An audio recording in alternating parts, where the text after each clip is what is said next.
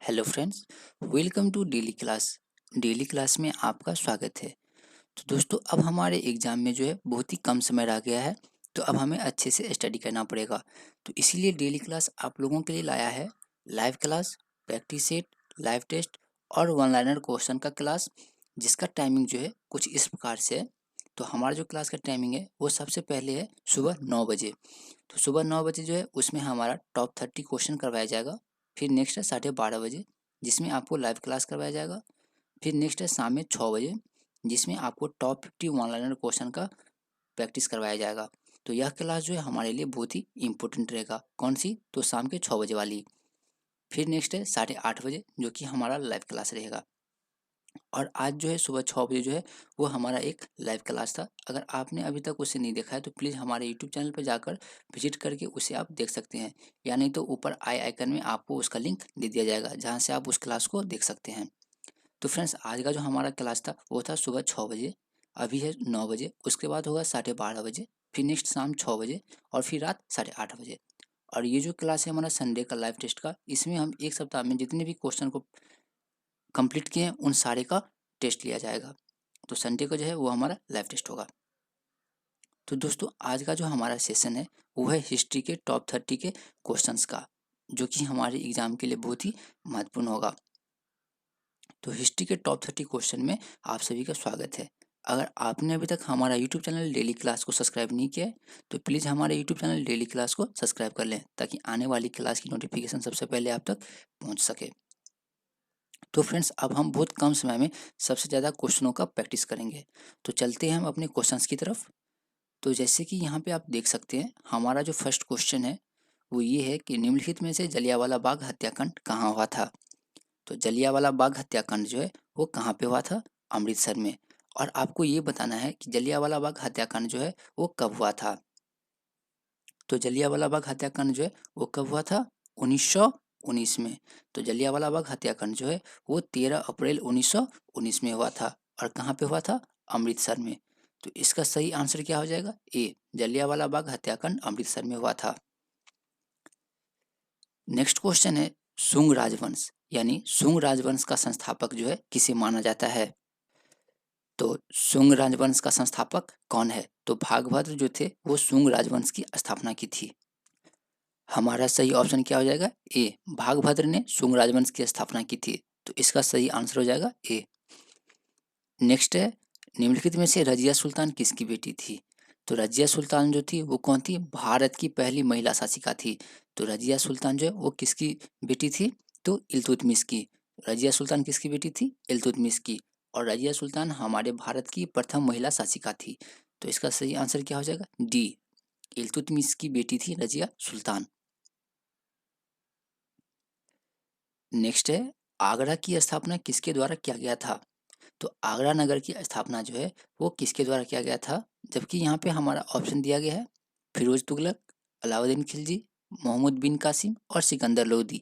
तो आगरा नगर की जो स्थापना है वो किसके द्वारा किया गया था? सिकंदर लोदी के द्वारा। तो इसका सही आंसर क्या हो जाएगा? डी। तो आगरा की स्थापना जो है किसके द्वारा किया गया था? सिकंदर लोदी के द्वारा। और कब किया गया था? 1504 ईस्वी में। सिकंदर लोदी ने 1504 ईस्वी में आगरा नगर की स्थापना की थी। तो इसका सही आंसर क्या हो जाएगा? डी। जबकि ताजमहल जो है वो कहाँ पे है? तो आगरा में है। और आगरा जो है किस राज्य के अंतर्गत आता है? तो उत्तर प्रदेश राज्य के अंतर्गत आता है। तो आगरा नगर की स्थापना जो है वो किसने की थी? सिकंदर लोदी ने। तो इसका सही आंसर हो जाएगा डी। और कब किया था? 1504 ईस्वी में। नेक्स्ट है लोधी वंश। तो लोधी वंश का अंतिम शासक कौन था? तो हमें ये बताना है कि लोधी वंश का जो अंतिम सम्राट था वो कौन था।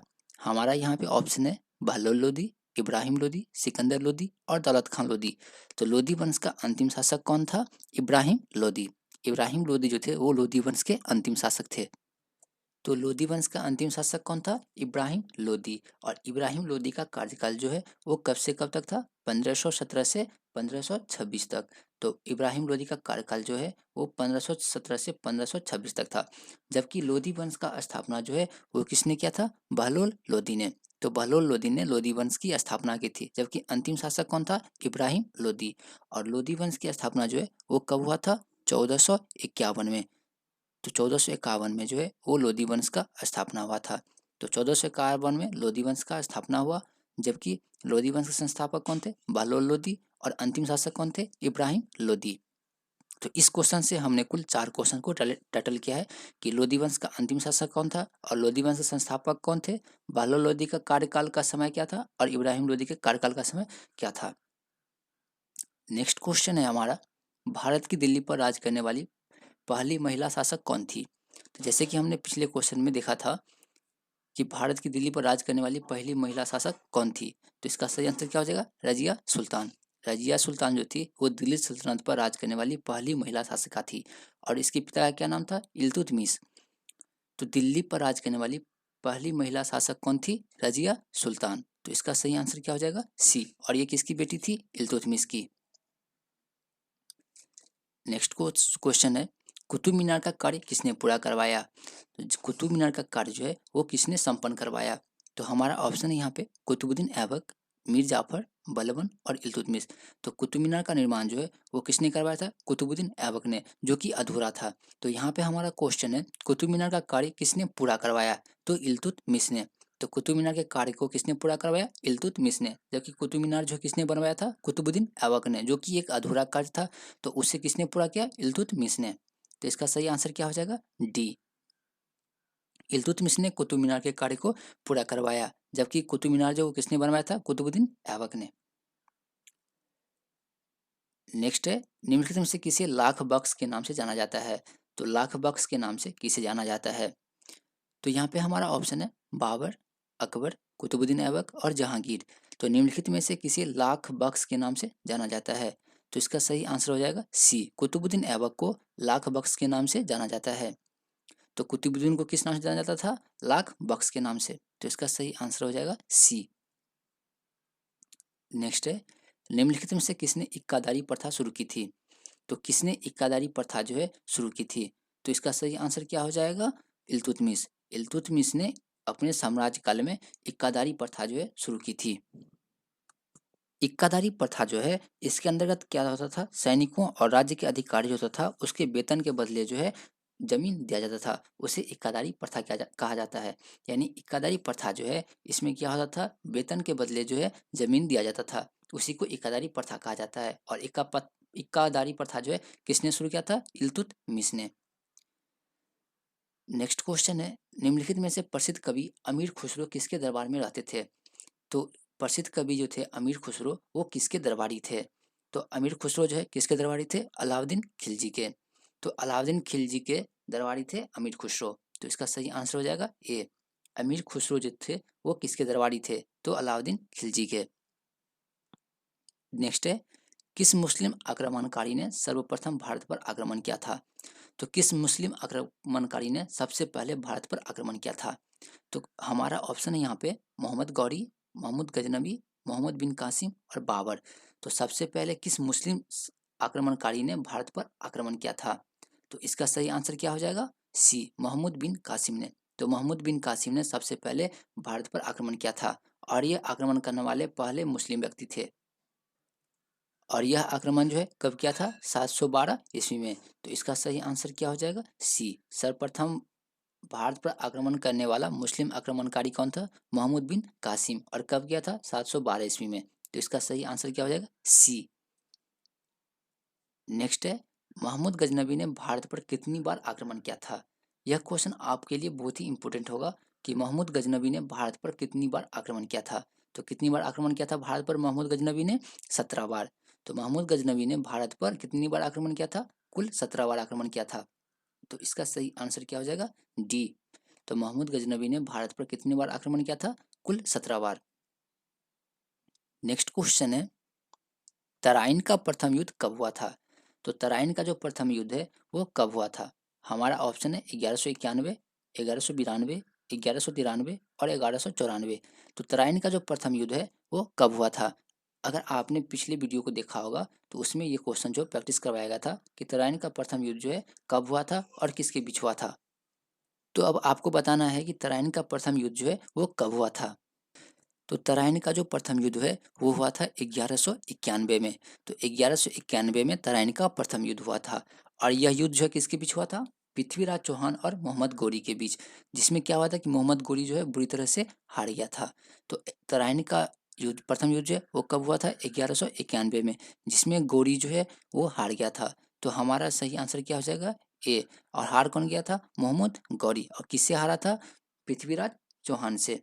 और युद्ध कब हुआ था? 1191 में। तो यह युद्ध, यह जो हार है, यह गौरी का भारत में दूसरी हार थी।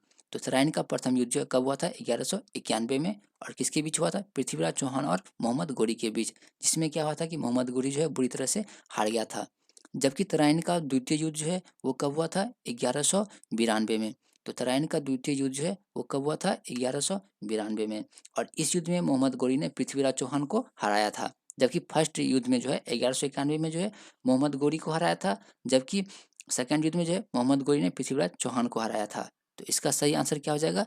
ए। तराइन का प्रथम युद्ध कब हुआ था? 1191 में। और द्वितीय युद्ध कब हुआ था? 1192 में। नेक्स्ट है, किस राजपूत राजा ने मोहम्मद गौरी को पहली बार हराया था? तो तराइन का युद्ध जो था उसमें मोहम्मद गौरी की दूसरी हार हुई थी। तो सबसे पहली हार जो है वो मोहम्मद गौरी को किसने हराया था? तो हमारा ऑप्शन है यहाँ पे जयचंद, पृथ्वीराज चौहान, भीम द्वितीय और यह इनमें से कोई नहीं। तो किस राजपूत राजा ने मोहम्मद गौरी को पहली बार हराया था? तो भीम द्वितीय ने। भीम द्वितीय ने मोहम्मद गौरी को पहली बार हराया था। जबकि दूसरी बार कौन हराया था? पृथ्वीराज चौहान। और पृथ्वीराज चौहान किस युद्ध में हराया था? तराइन का प्रथम युद्ध में। यहाँ पे हमारा क्वेश्चन है, किस राजपूत राजा ने मोहम्मद गौरी को पहली बार हराया था? तो भीम द्वितीय ने। तो भीम द्वितीय ने पहली बार हराया था, जबकि पृथ्वीराज चौहान ने द्वितीय बार हराया था। तो हमारा इस क्वेश्चन का सही आंसर क्या हो जाएगा? सी। भीम द्वितीय ने मोहम्मद गौरी को पहली बार हराया था। नेक्स्ट है, निम्नलिखित में से गुलाम वंश के संस्थापक कौन थे? तो गुलाम वंश का संस्थापक जो थे वो कौन थे? तो गुलाम वंश के संस्थापक थे कुतुबुद्दीन ऐबक, जिन्होंने 1206 ईस्वी में गुलाम वंश की स्थापना की थी। तो गुलाम वंश के संस्थापक कौन थे? कुतुबुद्दीन ऐबक। और गुलाम वंश की स्थापना कब हुई थी? 1206 ईस्वी में। और इसका कार्यकाल जो है कब से कब तक माना जाता है? 1206 से 1290 तक। तो गुलाम वंश के संस्थापक जो थे वो कौन थे? कुतुबुद्दीन ऐबक। और गुलाम वंश की स्थापना हुई थी 1206 ईस्वी में। नेक्स्ट है, दिल्ली सल्तनत की दरबारी भाषा क्या थी? तो दिल्ली सल्तनत की दरबारी भाषा जो थी वो क्या थी? फारसी। तो इसका सही आंसर क्या हो जाएगा? सी। दिल्ली सल्तनत की दरबारी भाषा क्या थी? फारसी थी। नेक्स्ट है, निम्नलिखित में से किसने 2.5 दिन का झोपड़ा बनवाया था? तो 2.5 दिन का झोपड़ा जो है वो किसने बनवाया था? तो 2.5 दिन का झोपड़ा जो है वो कुतुबुद्दीन ऐबक ने बनवाया था। जबकि 2.5 दिन का झोपड़ा जो है वो कहाँ पे है? अजमेर में। 2.5 दिन का झोपड़ा कहाँ पे है? अजमेर में। और इसे किसने बनवाया था? कुतुबुद्दीन ऐबक ने। और 2.5 दिन का झोपड़ा जो है वो कहाँ पे है? अजमेर में। और अजमेर किस राज्य में पड़ता है? राजस्थान राज्य में। तो इसका सही आंसर क्या हो जाएगा? ए। 2.5 दिन का झोपड़ा जो है कुतुबुद्दीन ऐबक ने अजमेर में बनाया था। तो इसका सही आंसर हो जाएगा ए। नेक्स्ट क्वेश्चन है, निम्नलिखित में से किसके शासनकाल में सबसे अधिक मंगोल आक्रमण हुआ था? तो किस सम्राट के शासनकाल में सबसे अधिक मंगोल आक्रमण हुआ था? तो इसका सही आंसर क्या हो जाएगा? अलाउद्दीन खिलजी। अलाउद्दीन खिलजी के शासनकाल में जो है सबसे अधिक मंगोल आक्रमण हुआ था। तो इसका सही आंसर हो जाएगा ए। नेक्स्ट है, तैमूर लंग ने किसके शासनकाल में भारत पर आक्रमण किया था? तो तैमूर लंग जब भारत पर आक्रमण किया था उस समय भारत का सम्राट कौन था? तो इसमें से हमारा सही आंसर क्या हो जाएगा? तैमूरलंग ने किसके शासनकाल में भारत पर आक्रमण किया था? तो नसरुद्दीन महमूद तुगलक के समय में। तो नसरुद्दीन महमूद तुगलक के समय में तैमूरलंग ने भारत पर आक्रमण किया था। तो इसका सही आंसर क्या हो जाएगा? बी। नसीरुद्दीन महमूद तुगलक। जब नसीरुद्दीन महमूद तुगलक भारत का सम्राट था उस वक्त तैमूरलंग ने भारत पर आक्रमण किया था। तो इसका सही आंसर हो जाएगा बी। निम्नलिखित में से किसे भारत का तोता कहा जाता है? तो भारत का तोता जो है वो किसे कहा जाता है? बीरबल को, अमीर खुसरो को, अकबर को या समुद्रगुप्त को? तो भारत का तोता जो है वो किसे कहा जाता है? अमीर खुसरो को। और अमीर खुसरो जो थे वो किसके दरबारी थे? अलाउद्दीन खिलजी के। भारत का तोता जो है वो किसे कहा जाता है? अमीर खुसरो को। और ये किसके दरबारी थे? अलाउद्दीन खिलजी के। ये एक जाने माने कवि थे अलाउद्दीन खिलजी के समय के। तो भारत का तोता जो है वो किसे कहा जाता है? अमीर खुसरो को। तो इसका सही आंसर हो जाएगा बी। नेक्स्ट क्वेश्चन है, गुप्त साम्राज्य की स्थापना किसने की? तो गुप्त साम्राज्य की स्थापना जो है वो किसने की थी? चंद्रगुप्त मौर्य ने। तो चंद्रगुप्त मौर्य ने गुप्त साम्राज्य की स्थापना की थी। तो इसका सही आंसर क्या हो जाएगा? बी। चंद्रगुप्त ने गुप्त साम्राज्य की स्थापना की थी। नेक्स्ट है प्लासी का युद्ध कब लड़ा गया था। तो प्लासी का युद्ध जो है वो कब लड़ा गया था। तो हमारा ऑप्शन है 1757, 1759, 1771 और 1658। तो प्लासी का युद्ध जो है वो कब हुआ था, 1757 में। तो इसका सही आंसर क्या हो जाएगा, ए। और प्लासी का युद्ध जो है किसके किसके बीच लड़ा गया था, यह युद्ध जो है सिराजुद्दौला और अंग्रेजों के बीच हुआ था। तो प्लासी का युद्ध जो है कब हुआ था, 1757 में, सिराजुद्दौला और अंग्रेजों के बीच। नेक्स्ट है मोहम्मद गौरी कहाँ का शासक था। तो मोहम्मद गौरी जो था वो कहाँ का शासक था। तो मोहम्मद गौरी अफगान का शासक था। तो मोहम्मद गौरी जो है वो कहाँ का शासक था, अफगान का। तो इसका सही आंसर हो जाएगा ए, मोहम्मद गौरी अफगान का शासक था। नेक्स्ट है निम्नलिखित में से किसने इबादत खाना बनाया था। तो निम्नलिखित में से किसने इबादत खाना बनवाया था। तो हमारा ऑप्शन है यहाँ पे बाबर, हुमायूं, अकबर और औरंगजेब। तो किसने इबादत खाना बनाया था। तो इसका सही आंसर क्या हो जाएगा, सी, यानी अकबर। अकबर ने इबादत खाना का निर्माण करवाया था। तो इसका सही आंसर हो जाएगा सी। नेक्स्ट है निम्नलिखित में से सिंधु घाटी सभ्यता के लोग जो है वो किसकी पूजा करते थे। तो सिंधु घाटी सभ्यता के लोग जो थे वो किसकी पूजा करते थे। तो यहाँ पे हमारा ऑप्शन है ब्रह्मा, विष्णु, पशुपति और इंद्र।